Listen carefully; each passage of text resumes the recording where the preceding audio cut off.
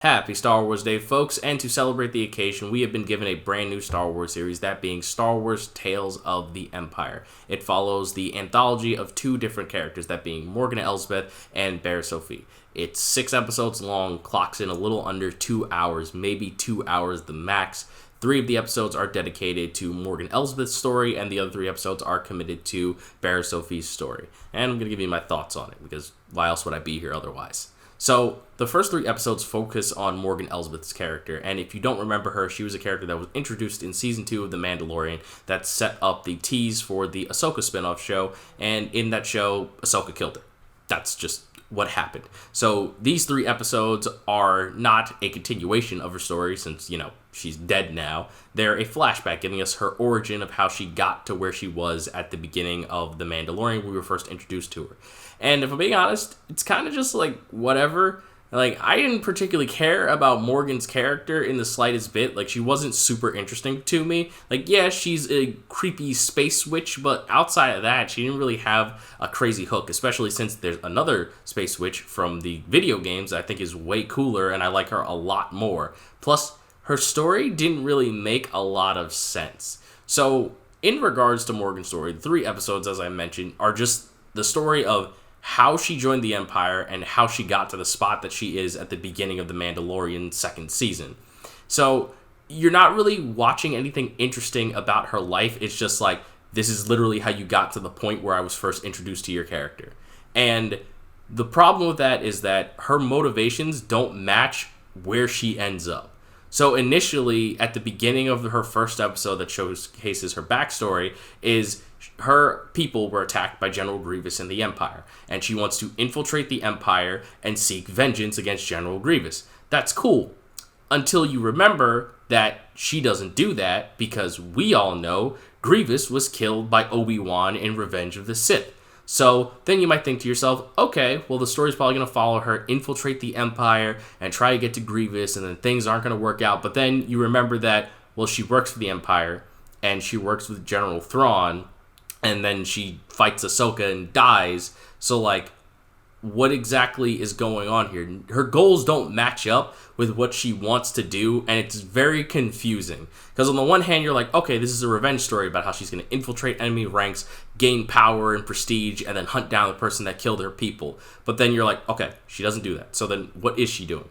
And then they have a whole sequence in the second episode where she's asked why she joined the Empire. And her main reason is for vengeance. I actually really like the scene. It's very well acted, but then you realize, well, she doesn't get her vengeance, so, like, why exactly is she still a part of the Empire? They slaughtered her people. Why does she want to be a part of them? She mentions that she kind of wants to be in the Empire to gain prestige, to live a better life, but, like, you were a creepy witch lady who lived on a desert planet. Like, your people didn't have, like, super high technology and live in this fabulous life of prestige in the in the first place. So, like, why exactly do you care about it now? Her motivations and what the story is explaining to us don't line up properly, and it just leaves you going like, okay, so this doesn't really make any sense. It just seems like her motivations contradict where she was. Like, 2 different writers wrote her story. Like, someone else wrote the story that happened to her in The Mandalorian and Ahsoka, and then someone else was like, oh, this is a cool character, I want to give her a backstory. And then, like, halfway through writing her story, the person that wrote the other 2 shows came in and was like, hey, that doesn't make sense. You need to do this so it lines up with everything else. And it just kind of left it being like, okay. There are cool fights. I'll arguably say the best scene in the entirety of her 3 episodes is the very first scene where Grievous is attacking her home, which is extremely upsetting. So, do with that what you will. Going on to the next character that filled episodes 4 through 6, that being Barriss Offee, I think that's really interesting. Her character was a Jedi that committed treason and was arrested in the Star Wars The Clone Wars series. I don't really know the specifics because I didn't really get up to that point in Star Wars The Clone Wars, nor did I finish the show, so I'm just basing this off of the information I learned from the shorts in Tales of the Empire. So she was arrested, but then, Order 66 happened, the Empire took over, she's then set free and turned into an Inquisitor, but you kind of pick up the feeling that she doesn't really want to be an Inquisitor, and she doesn't agree with the Empire, and it's basically a reverse of what happened to Count Dooku in Tales of the Jedi, Where Tales of the Jedi focused on Count Dooku's story and how he went from Jedi to Sith, this is Barriss Offee's story of how she went from basically Sith to Jedi. I really like that. It's a nice inverse of what we got between the two different seasons of the show that came out. So that focuses on what she ends up going through in her story. I really like the first 2 episodes. The 3rd episode ended up a bit kind of weak. The end of her story kind of tries to do what they did with like Luke and Kylo Ren at the end of The Last Jedi, with like a Jedi standing against an unstoppable force without using any weapons and stuff like that. But I don't think it landed nearly as well as it did in that movie, and I feel like a lot of people would probably argue it didn't land well in that movie in the first place. So it's just your cup of tea with how you think it works out. I wasn't really feeling it all too well. I thought it started off cool enough, but then by the time it ended, I was like, I feel like we could have done with like some more time to really flesh out this ending, but it is what it is. Now, something I will say, it is strange to me that these were the characters chosen to be a part of this anthology shorts thing, because they're not well-known characters. Tales of the Jedi, which came out like I think a year or 2 ago, that focused on Count Dooku and Ahsoka.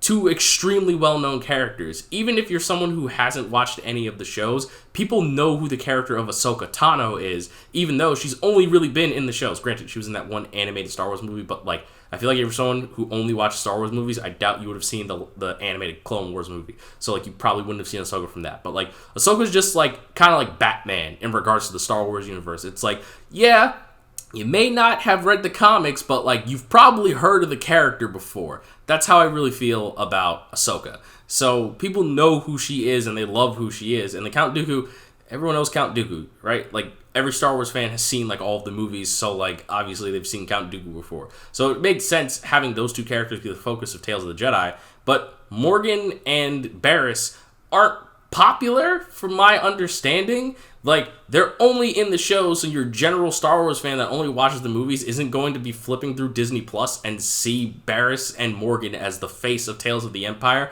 and be like, oh, I gotta check this out. I know those characters. They're really cool. It's just kind of like, who the hell are these people? Why is this animated short about them? This isn't intriguing me to watch it, unlike Jedi, where it's like, oh, it's an origin story about Count Dooku. Let me check this out. You know, something like that. This doesn't really have that kind of a lore. And then even in regards to like your super fan who consumes all of the extended media, Morgan's not really that interesting of a character. She was just a bad guy that was introduced to the Mandalorian who then died in the follow-up show that she showed up in. Like, she's not really that interesting. Sure, she's a space witch, but like, that's not really that cool as a major draw to her character. It's just like, okay, she's a space witch. There are other space witches in the Star Wars canon. It's not special.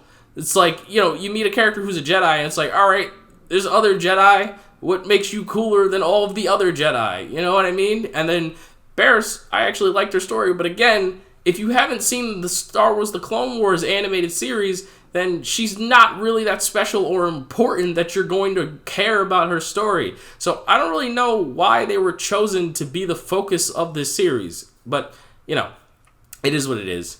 And that's more or less Star Wars Tales of the Empire. It's nothing crazy or bombastic that people are going to be talking about for years. It is an interesting bit of lore in the Star Wars canon. So if you're someone who consumes all Star Wars media, you want to learn more lore to add to your repertoire and your memory banks, then yeah, check out Tales of the Empire. It's not even 2 hours long. You'll finish it very quickly, and you can add that information to your data banks.